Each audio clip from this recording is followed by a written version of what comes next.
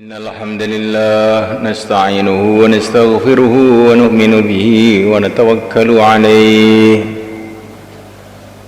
ونعوذ به من شرور أنفسنا ومن سيئات أعمالنا من يهديه الله فلا مضل له ومن يضلل فلا هادي له أشهد أن لا إله إلا الله وحده لا شريك له وأشهد أن سيدنا ومولانا محمدا عبده ورسوله اللهم صل وسلم وبارك عليه وعلى آله وأصحابه والتابعين لهم إلى يوم القيامة أما بعد. Hadirin dimuliakan Allah SWT, Allah Subhanahu wa Ta'ala yang mendatangkan kita ke dunia ini. Kita datang ke dunia ini bukan mau kita, bukan maunya manusia, bukan maunya negara-negara, bukan maunya makhluk. Kita datang ke dunia ini maunya Allah. Untuk apa kita didatangkan oleh Allah ke dunia ini? Yang tahu juga hanya Allah. Yang berhak menjawab hanya Allah, karena hanya Allah sendirilah yang menciptakan kita. Siapa saja, cendekiawan, filosof-filosof, raja-raja, berani mengatakan manusia itu di dunia ini begini, seharusnya begini. Kamu tidak berhak ngomong, tuh nggak berhak. Karena kamu tidak menciptakan manusia, kamu tidak menciptakan dunia ini. Semua ciptaan Allah. Yang berhak memberitahu untuk apa manusia didatangkan ke dunia ini juga hanya Allah. Inil hukmu illa lillah. Yang berhak memberikan keputusan hanya Allah. Kamu itu lo nggak punya apa-apa. Walaupun kamu namanya orang kaya, namanya presiden, namanya raja, kamu tuh gak punya apa-apa. Kerikil satu pun gak punya, semua milik Allah. Selembar rambut pun gak punya, semua milik Allah. Diri kamu pun kamu gak punya, semua milik Allah. Apalagi urusan orang lain, urusan diri kamu sendiri. Saya itu hidup mau begini. Kamu juga tidak berhak. Oh, ini kehidupan itu milik Allah, bukan milik kamu. Kamu atur itu loh. Duwe apa kowe?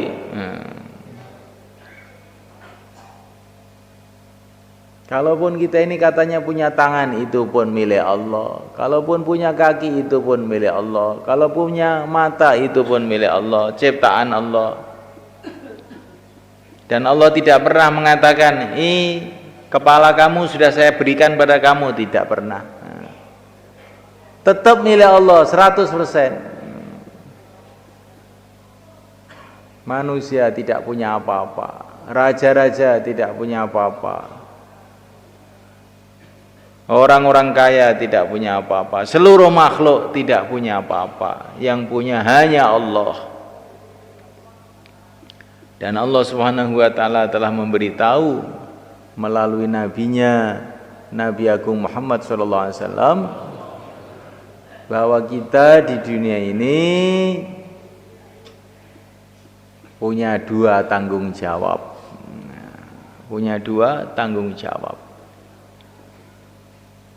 Kalau dua tanggung jawab ini kita kerjakan, maka Allah akan ridho kepada kita. Allah akan memberkati kehidupan kita. Kemudian kita akan dikirim ke surga, kemuliaan kekal abadi selama-lamanya. Kalau kita tidak mengerjakan dua tanggung jawab ini, maka di dunia kita ini akan sengsara, di akhirat dihukum di neraka. Jadi kita datang ke dunia ini ada tanggung jawab. Ada urusannya ini.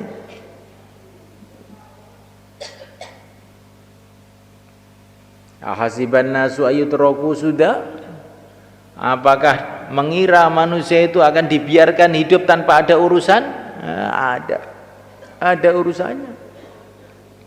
Allah kasih kita kehidupan, Allah kasih kita makanan, Allah kasih kita minuman, Allah kasih kita akal, Allah kasih kita penglihatan, Allah kasih kita pendengaran, Allah kasih kita jagat raya ini. Ada urusannya itu nanti. Mengerjakan dua tanggung jawab ini atau tidak. Tanggung jawab pertama yaitu usaha menghidupkan agama dalam diri kita sendiri. Agama itu apa? Ikut perintah Allah. Itulah namanya agama.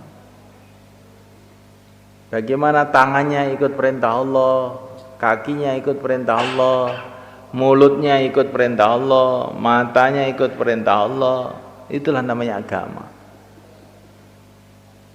Kita dilatih dalam puasa ini. Dalam puasa ini kita dilatih untuk taat total. Kita ingin makan, tidak makan. Kita ingin minum, tidak minum. Ingin kumpul istri, tidak boleh. Kenapa? Karena taat kepada Allah. Karena kita punya keyakinan semua ini milik Allah. Semua makanan yang ada di dunia ini milik Allah. Semua minuman yang ada di dunia ini milik Allah. Istri kita ini pun juga milik Allah. Kalau Allah mengatakan tidak boleh, tidak boleh. Ya ini istri saya, walaupun istri kamu. Kalau Allah mengatakan boleh, enggak boleh, itu milik Allah. Walaupun itu minuman kamu katanya, tapi itu milik Allah. Allah enggak boleh minum, ya enggak minum. Inilah puasa. Perutnya taat kepada Allah. Ketika perut lapar itu, rasa lapar itu sampai ke otot-otot, sampai ke tulang-tulang, sampai ke mata, jadi enggak enak, sampai ke telinga. Seluruh tubuh kita dalam puasa ini taat kepada Allah. Itulah maknanya puasa. Belajar taat total kepada Allah dalam segala urusan. Kelihatannya meninggalkan makan, meninggalkan minum, meninggalkan ini, meninggalkan itu, tapi hakikatnya ini pendidikan untuk menjadi orang yang takwa. Kutiba alaikumus syiyam kama kutiba alal ladzina min qablikum la'allakum tattaqun. Puasa itu maksud tujuannya supaya kita jadi orang yang takwa, taat total. Kenapa kamu makan? Memang sudah lapar, itu bukan takwa. Karena taat perintah Allah, baru itu namanya takwa. Kenapa minum? Haus. Itu sama aja dengan kambing, kalau haus juga minum. Kalau minum karena taat perintah Allah, itu makanan di depannya, minuman di depannya, sudah haus, sudah lapar, masih diem aja. Nunggu apa? Sudah haus kan? Sudah. Nunggu apa gak minum-minum? Nunggu perintah Allah. Udah lapar? Udah. Kok gak makan-makan? Nunggu apa? Nunggu perintah Allah. Allahu Akbar. Perintah Allah datang untuk makan ini. Langsung makan, sikat. Ini semalekan wantal, ini takwa namanya. Bukan kalau ingin dikerjakan kita nanti jadi orang yang tidak takwa, jadi kayak binatang. Binatang itu apa ingin dia kerjakan, ingin makan kerjakan, ingin minum kerjakan, ingin tidur kerjakan. Itulah binatang. Orang takwa tidak begitu. Kehidupannya ikut perintah. Ini tanggung jawab yang pertama. Tanggung jawab yang kedua, kita usaha bagaimana umat mengamalkan agama. Tanggung jawabnya itu tuh. Kalaupun kita sudah mengamalkan agama tapi tidak usaha atas umat, juga kita ini belum memenuhi tanggung jawab. Maka semalakan Allah SWT, kita harus memikirkan bagaimana anak kita mengamalkan agama, bagaimana istri kita mengamalkan agama, bagaimana pegawai-pegawai negeri mengamalkan agama, bagaimana tentara-tentara mengamalkan agama. Jabatan kamu itu apa kok mikir banyak sekali orang itu? Ini bukan jabatan, ini perintah Allah. Suruh mikir begitu itu. Siapa yang ngangkat kamu mikir-mikir gitu itu? Ini perintah Allah, bukan orang yang ngangkat. Siapa yang ngangkat Rasulullah untuk mikirkan umat? Siapa yang ngangkat para sahabat untuk memikirkan umat? Semua itu adalah perintah Allah. Baginda Nabi alaihissalam 40 tahun beliau diam aja, nggak bicara umat nggak bicara. Karena apa? Belum diperintah. Setelah diperintah, maka beliau mikirkan umat, menangis untuk umat, berpikir untuk umat, lari sana lari sini mendatangi umat. Kenapa? Karena perintah Allah telah datang, tidak ada alasan lain. Beliau bukan karena reaksi terhadap keadaan-keadaan, tidak, karena perintah Allah. Karena perintah Allah lah beliau bergerak, karena perintah Allah lah beliau menangis. Saya ini sebetulnya seneng dakwah, itu seneng saya itu sebetulnya, tapi ini lagi males, loyo. Ya nanti kalau sudah seger lagi berangkat lagi. Jangan begitu. Dakwah itu bukan karena seger, bukan karena semangat. Ini perintah Allah. Abot ya dilakoni, enteng ya dilakoni. Insyaallah malikan. Ini bukan strategi. Saya itu sebetulnya mau juga ngajak-ngajak orang ke masjid, tapi saya ini bukan kiai, bukan ustadz. Ya saya itu nggak berani, jangan begitu. Ini perintah Allah. Seluruh orang Islam disuruh ngajak-ngajak kepada kebaikan.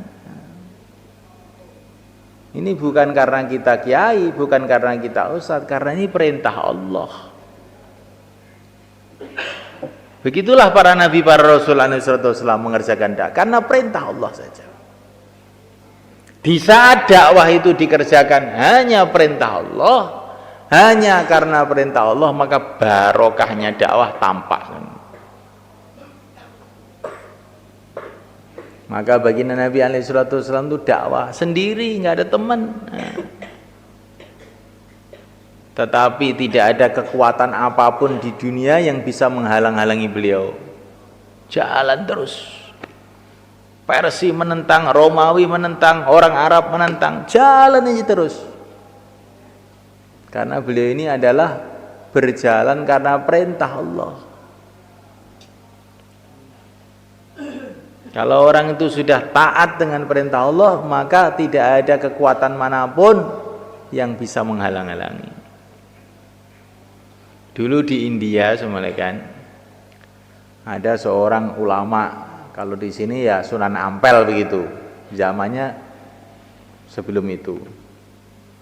Namanya Syekh Muainuddin Justi. Beliau ini mengadakan perjalanan dari Amritsar. Amritsar itu perbatasan India Pakistan sekarang, menuju Dhaka dengan kira-kira 10 orang muridnya, berjalan kaki, nggak punya apa-apa. Tapi banyak orang masuk Islam sebab beliau ini. Satu hari waktu asar datang, beliau singgah di satu kampung. Di situ nggak ada orang Islam, yang ada kuilnya orang Hindu itu. Maka dia datang ke kuilnya orang Hindu. Saya perlu air untuk wudhu, untuk sholat asar. Maka orang Hindu itu mentertawakan Syekh Muinuddin tuh, nggak ada air. Kita punya air ya untuk kita sendiri, bukan untuk kamu. Kamu itu orang apa? Jangan begitu, kata Syekh Muinuddin. Ini sholat ini perintah Allah. Tuhan saya yang menciptakan alam semesta ini. Semua air di dunia ini milik Allah. Kamu jangan menghalang-halangi saya wudhu. Keluarkan itu air, saya mau wudhu. Dasar orang Hindu, mereka nggak mau. Nggak boleh. Maka Syekh Muinuddin itu bilang, kalau kamu nggak mau ngambilkan air, saya akan menyuruh berhala-berhala ini untuk ngambilkan air buat saya. Berhala apa ya bisa? Lah kalau Allah membisakan mau apa kamu? Maka Syekh Muinuddin itu bilang, hei berhala, ambilkan air untuk wudhu, perintah Allah ini. Tapi dari hati, bukan dari mulut ini. Tiba-tiba satu berhala itu bergerak, grek, ngambil air satu ember, dibawa ke Syekh Muinuddin terus wudhu. Maka orang Hindu di situ, loh, ini bangsa apa ini bisa merintah berhala ini? Ini wali ini, langsung satu kampung masuk Islam semua mereka. Jadi orang itu kalau pikirannya hanya ingin taat pada Allah itu, timbul macam-macam keajaiban. Allah tolong dia. Tapi kalau orang itu berjalan menurut pikirannya, strateginya, itu sih biasa. Semua orang punya strategi. Kalau orang itu berjalan mengikuti perintah Allah, itu nanti macam-macam pertolongan Allah akan datang dalam kehidupannya. Seperti yang mulia Nabi Agung Muhammad SAW. Beliau dakwah bukan karena strategi, bukan karena golongan, bukan karena perintah Allah aja. Maka tiba-tiba berubahlah seluruh dunia pada saat itu. Maka kita ini belajar hidup ikut perintah, bukan hidup ikut utaknya sendiri. Insya Allah malaikat. Bukan ikut otak, ikut yang mencipta otak. Otak boleh digunakan asalkan tidak bertentangan dengan yang menciptakan otak. Seperti Nabi Musa alaihissalam ditanya oleh Allah, apa yang di tangan kanan kamu itu?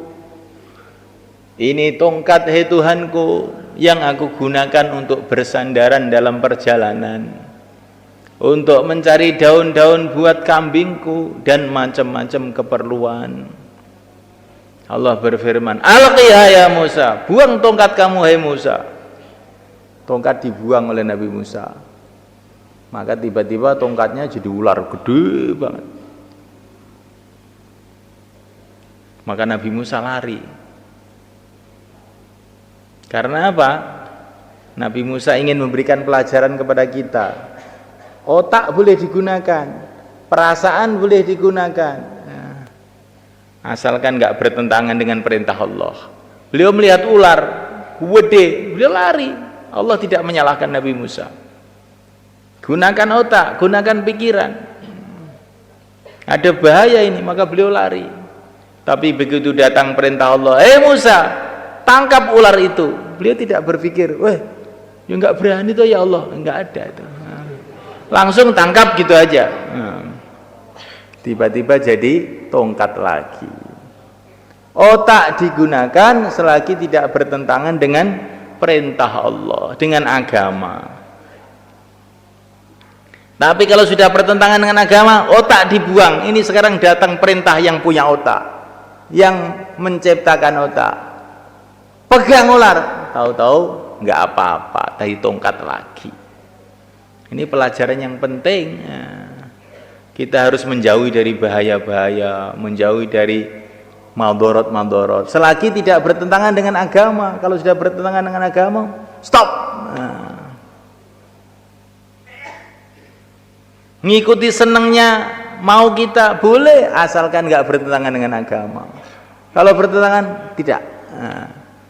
Inilah pelajaran yang mesti kita ambil dari Nabiullah Musa alaihissalam. Insyaallah malaikat.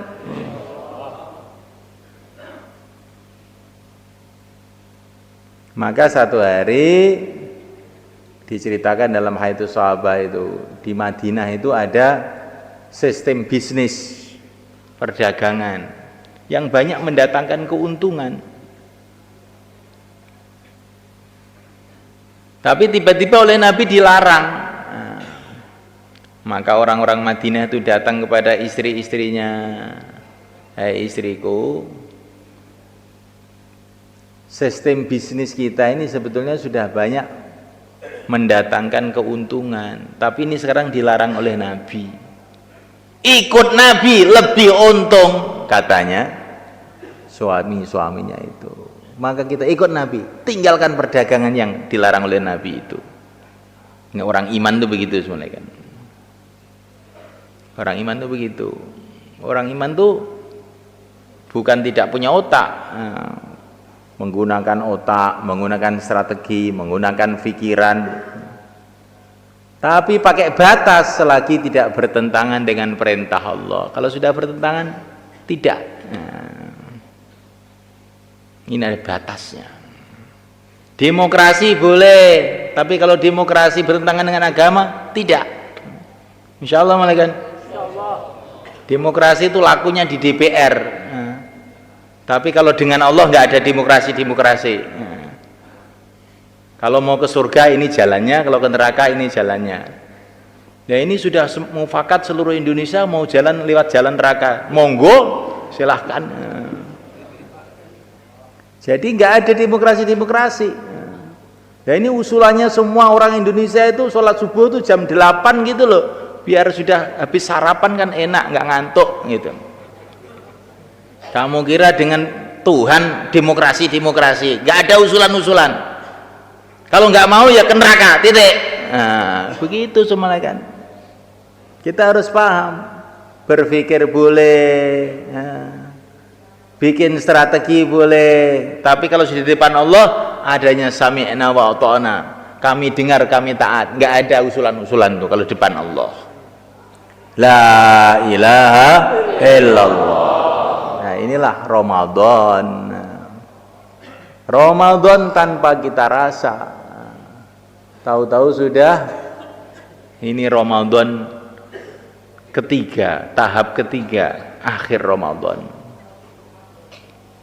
Ramadan ini tambah akhir, barokahnya tambah besar. Dalam hari-hari akhir inilah yang dikatakan Nabi, "Aitqun minan nar", pembebasan dari api neraka. Tidak ada musibah yang lebih bahaya, tidak ada masalah yang lebih besar bagi manusia melebihi masuk neraka.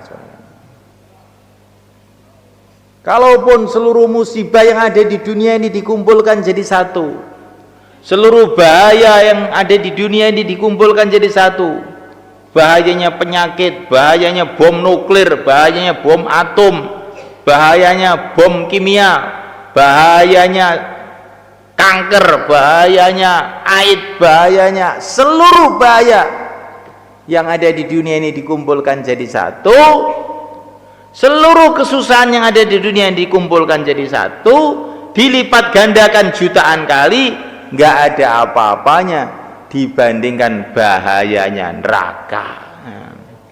Nggak ada perkara lebih dahsyat, lebih mengerikan melebihi neraka, itu nggak ada. Para malaikat itu adalah makhluk yang luar biasa kuatnya, gedenya itu tidak karuan. Ada yang gedenya itu melebihi 7 langit 7 bumi ini.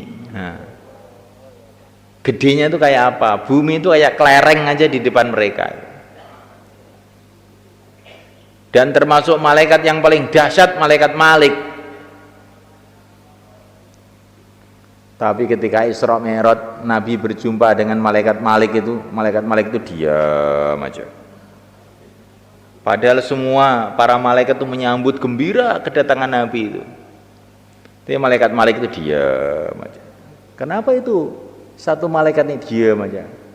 Setelah dia melihat neraka itu nggak bisa tersenyum tuh orang. Itu malaikat bukan orang. Nggak bisa tersenyum.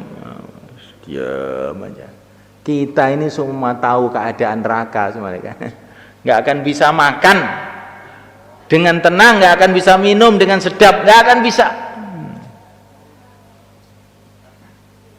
Allahu Akbar, Allah Maha Agung. Maka siksanya juga Maha Agung. Allahu Akbar, Allah Maha Agung. Maka pahalanya juga Maha Agung. Sekali sujud dalam Ramadan, Allah akan kasih 1.500 kebaikan. Sekali sujud dalam bulan Ramadan, Allah akan ciptakan satu rumah di surga. Yang rumah itu pintunya 60.000. Dan setiap pintu itu ada istana dari emas yang dipinggiri dari batu-batu intan yang merah. Berita dari Nabi itu. Sekali sujud itu 1.500 kebaikan.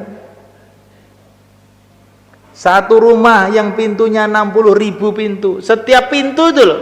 Ini bukan rumah biasa, rumahnya itu gede banget. Setiap pintu ada istananya. Ditambah lagi satu pohon di surga yang kalau orang naik kendaraan mengitari 500 tahun tidak akan kemput. Ini bulan Ramadan kayak begitu.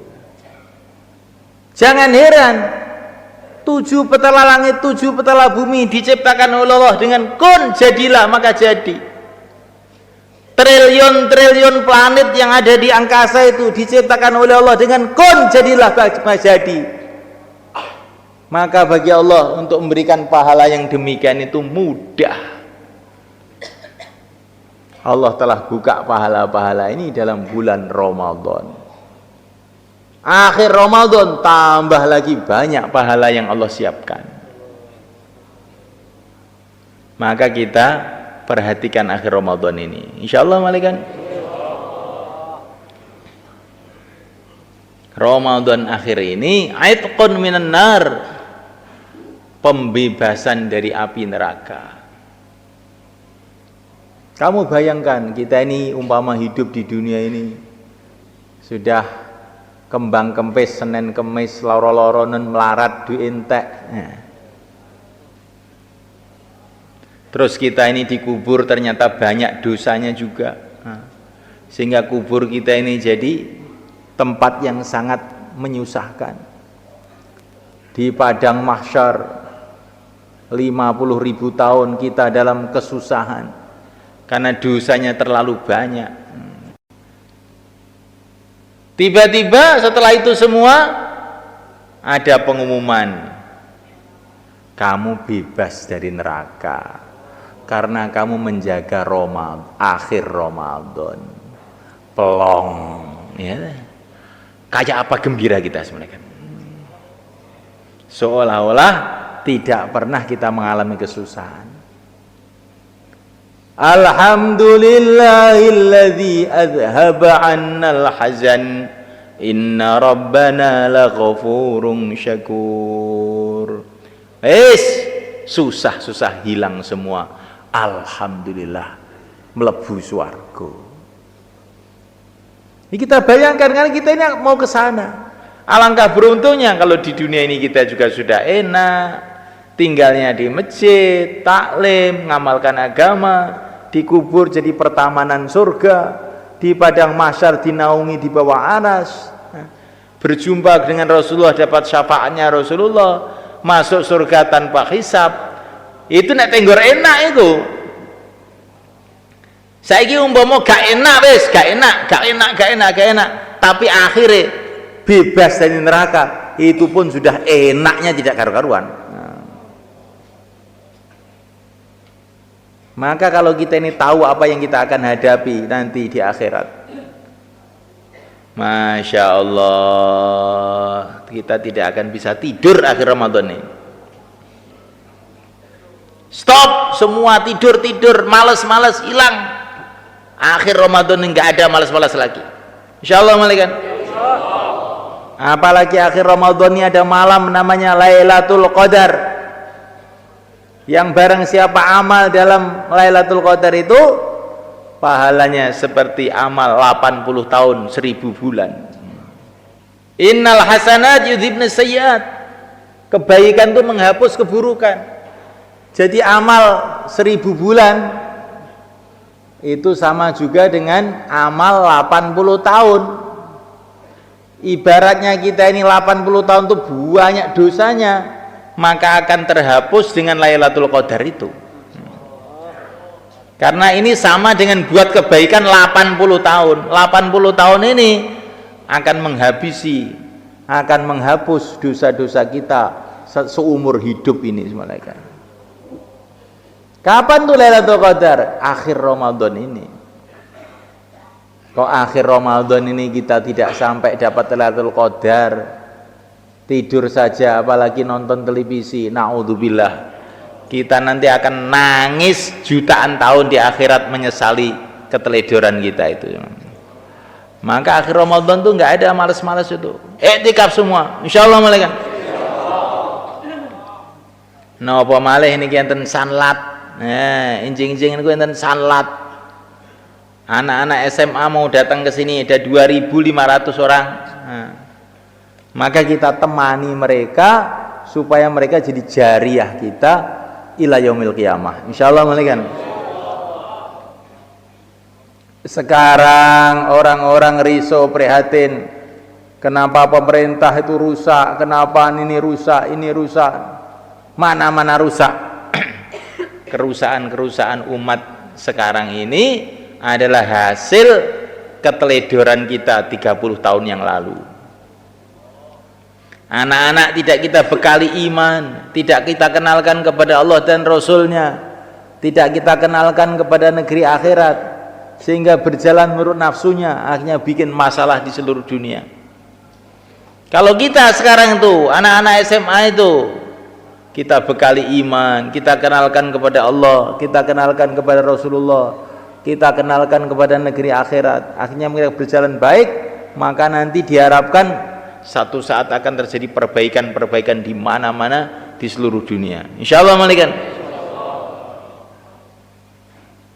Nah, apalagi kalau kita usahanya itu dalam bulan Ramadan, di mana bulan Ramadan itu seluruh usaha agama dilipat gandakan pahalanya oleh Allah. Maka kalau biasanya itu 3 hari, Ramadan ini ya keluarnya 10 hari. Kenapa? Karena ini pahala dilipat gandakan. Maka mesti kita melipat gandakan amalan. Insyaallah malaikat.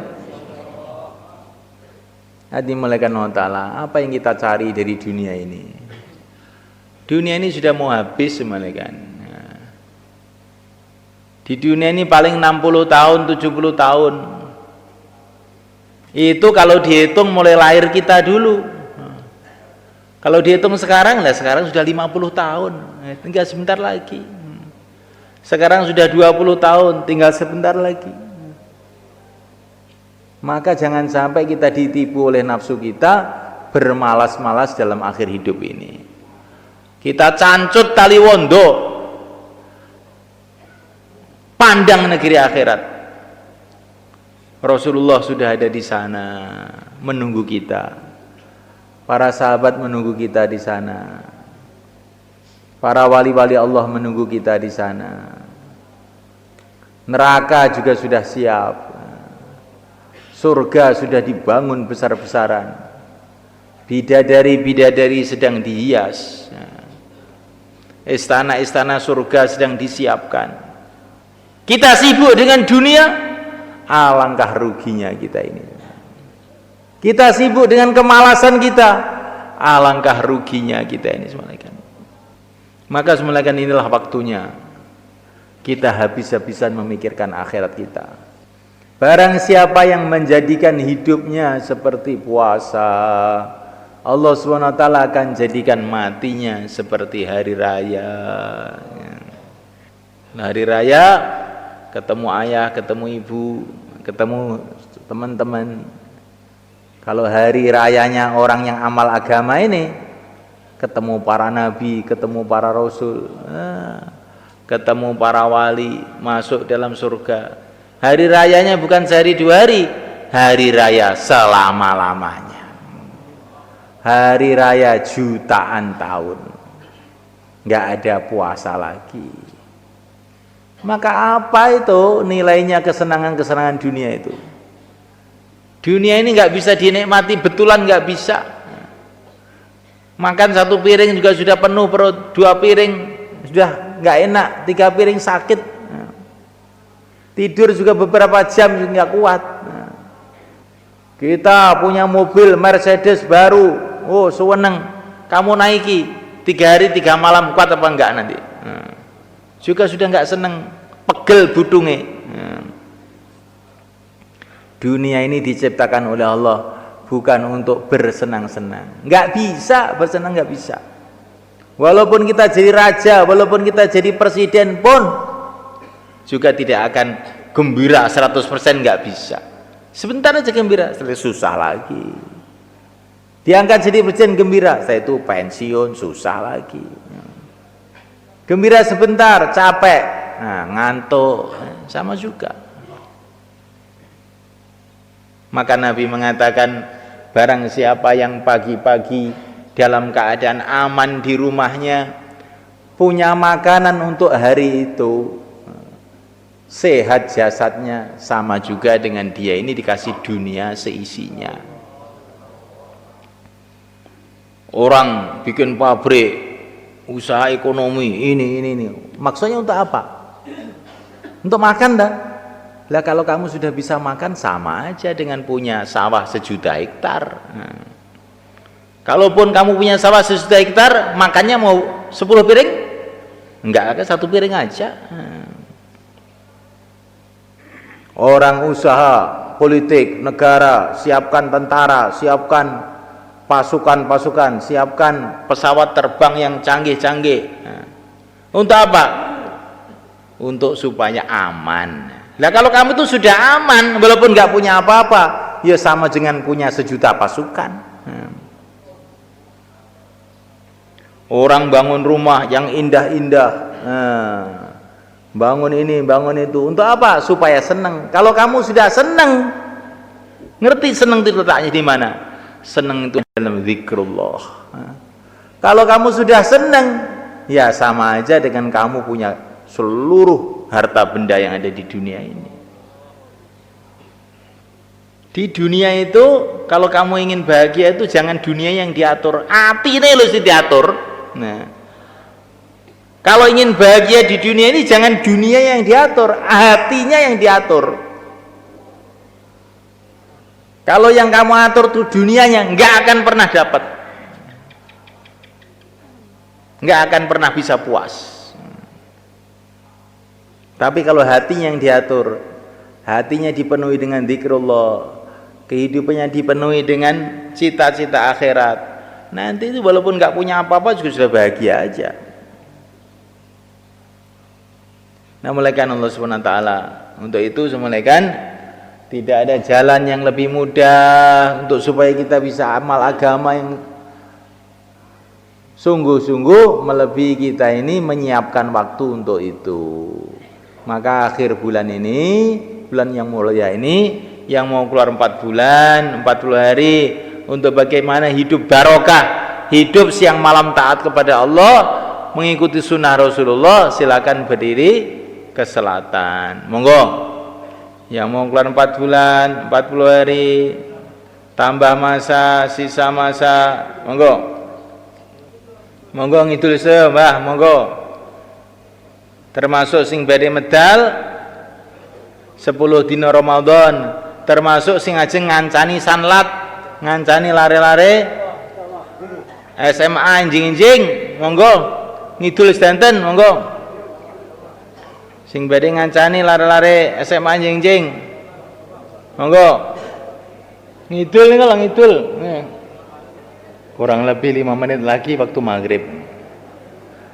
Maka sekarang kita doa persiapan berbuka, kita doa untuk diri kita, untuk keluarga kita, untuk umat. Insyaallah malikan. Terutami jenengan dongaken lare-lare niku SMA sing badhe dugi enjing-enjing niku diparingi hidayah karo Allah, dibuka atine karo Allah, sehingga mungkin medale niku saged merasuk saestu enten manahe. Lan kita niataken sedaya dalu niki iktikaf insyaallah nggih. Niki akhir Ramadan, malam jemaah fisabilillah. Aja sampai mboten iktikaf mungkin rugi sampean. Masuk sunnah Nabi akhir Ramadan iktikaf. Mohon saniki ndonga sareng-sareng nggih. Al-Fatihah. Kiambak-kiambak mawon terus persiapan ngidul nggih.